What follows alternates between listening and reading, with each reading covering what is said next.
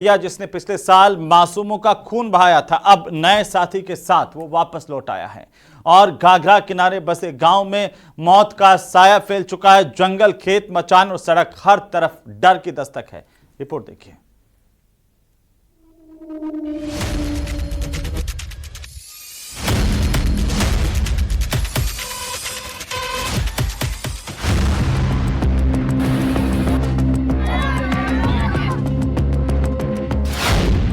बहराइच में फिर लौटा लंगड़े भेड़िए का आतंक।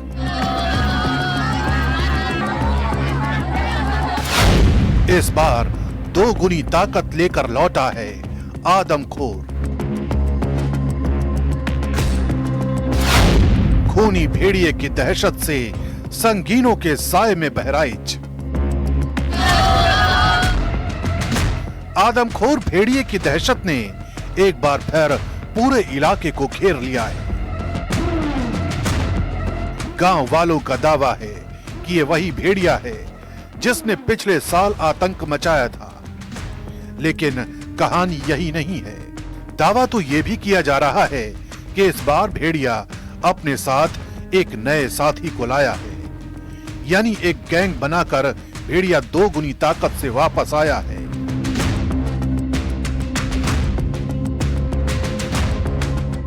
और यही वजह है कि दिन हो या रात महसी तहसील के लोग बेचैन हैं, क्योंकि उनकी रातों की नींद को भेड़िए की दहशत ने हवा कर दिया है। एक उस आदमखोर भेड़िए को या तेंदुए को जो लगातार इस इलाके में दहशत बना हुआ है और लोगों पर हमले कर रहा है, 2 मासूम बच्चों को अब तक निवाला बना चुका है, उसको तलाश करने के लिए पूरे इस इलाके से दहशत बना हुआ जो आदमखोर है वो इन्हीं गन्ने के खेतों से निकलता है। उसको पकड़ने के लिए पूरी तरीके से प्रशासनिक अमले ने तैयारी कर ली है।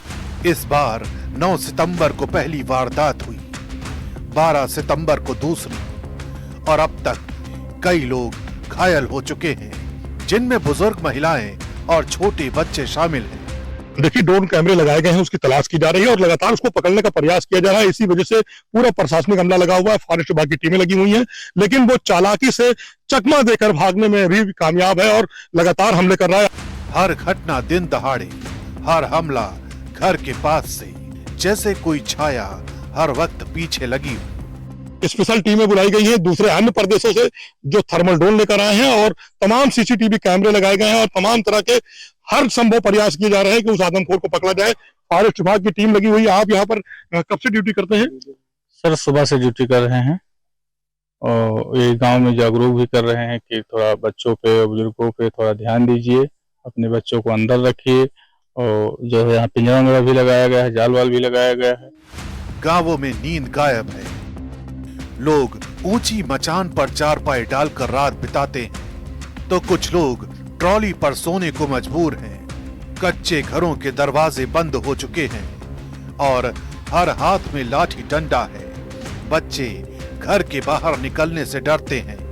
दहशत इतनी गहरी कि सुबह का सूरज भी भरोसा नहीं देता।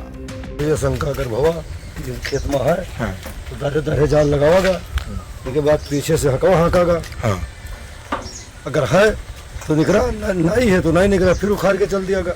भेड़िए को पकड़ने के लिए वन विभाग ने पिंजरे लगाए हैं, बकरियां बांधी हैं, ड्रोन और सीसीटीवी तैनात किए गए हैं। 2 दर्जन टीमें खोज में लगी हैं। हर गांव में मोबाइल अलर्ट ग्रुप बने हैं।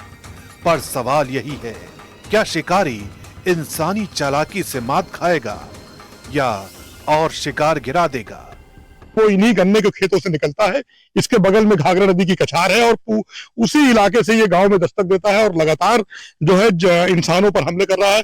मासूम बच्चों को निवाला बनाने वाला आदमखोर, उसको पकड़ने के लिए पूरी तरीके से प्रशासनिक अमले ने तैयारी कर ली है। और ये जो कछार का इलाका है, इसके करीब में आप देखिए कि जो है वो जो है एक पिंजड़ा लगाया गया है और इस पिंजड़े के अंदर एक बकरी का बच्चा लगाया गया है, जिसको कोशिश ये है कि वो इसकी अपनी खुराक की तलाश में यहाँ पहुंचे, इस बकरी को अपना निवाला बनाने के लिए। और डबल जिस तरीके से यहाँ पर कैमरे लगाए गए हैं, उससे उस आदमखोर को पकड़ा जाए। और बहराइच में दहशत का आलम यह हो चुका है कि खुद सीएम योगी आदित्यनाथ यहां होने वाली घटनाओं की मॉनिटरिंग कर रहे हैं। इलाके का हवाई सर्वे भी किया गया है। इस दौरान 2 जानवरों को देखे जाने का दावा भी किया गया है। आदेश साफ है, अगर भेड़िया और उसका साथी पकड़ में ना आए तो गोली मार दी जाए। तार मासूम बच्चों का खून का प्यासा आदमखोर भेड़िया जो वन विभाग की पकड़ से बाहर था, अब उसे योगी आदित्यनाथ ने गोली मारने के आदेश दिए हैं, जिसके बाद बहराइच की कैसरगंज मझर टोकरी के इलाके के लोगों ने राहत की सांस ली है कि अब वो आदमखोर जो हमारे बच्चों को निवाला बना रहा था, अब उसे अगर पकड़ नहीं पाती है फॉरेस्ट विभाग की टीम तो उसे गोली मार दी जाएगी। जिलाधिकारी अक्षय त्रिपाठी ने 4 दर्जन के करीब सीसीटीवी कैमरे लगवाए हैं। साथ ही अब उन घरों में दरवाजे लगवाने की तैयारी शुरू हो गई है जिन घरों में दरवाजे नहीं हैं। वन विभाग की 2 दर्जन टीमें लगी हैं। कई थर्मल ड्रोन और उसे चलाने वाले एक्सपर्ट दूसरे राज्यों से बुलाए गए हैं। इतना ही नहीं, कुछ ऐसे लोगों को भी बुलाया गया है जो जंगली जानवरों को पकड़ने में माहिर हैं। रात को जिला प्रशासन की कई गाड़ियां गश्त पर रहती हैं। कैसरगंज इलाके के कई गांव में ऐसे मोबाइल ग्रुप बनाए गए हैं जिससे दिन रात हर जगह की जानकारी एक दूसरे को मिलती रहती है और लोग एक दूसरे को हर तरह से जागरूक करते रहते हैं, क्योंकि लोगों को लगातार यही डर सता रहा है कि अगर जल्द से जल्द इस आदमखोर का अंत नहीं हुआ तो उसकी दहशत की नई कहानियां सुनने को मिलती रहेंगी।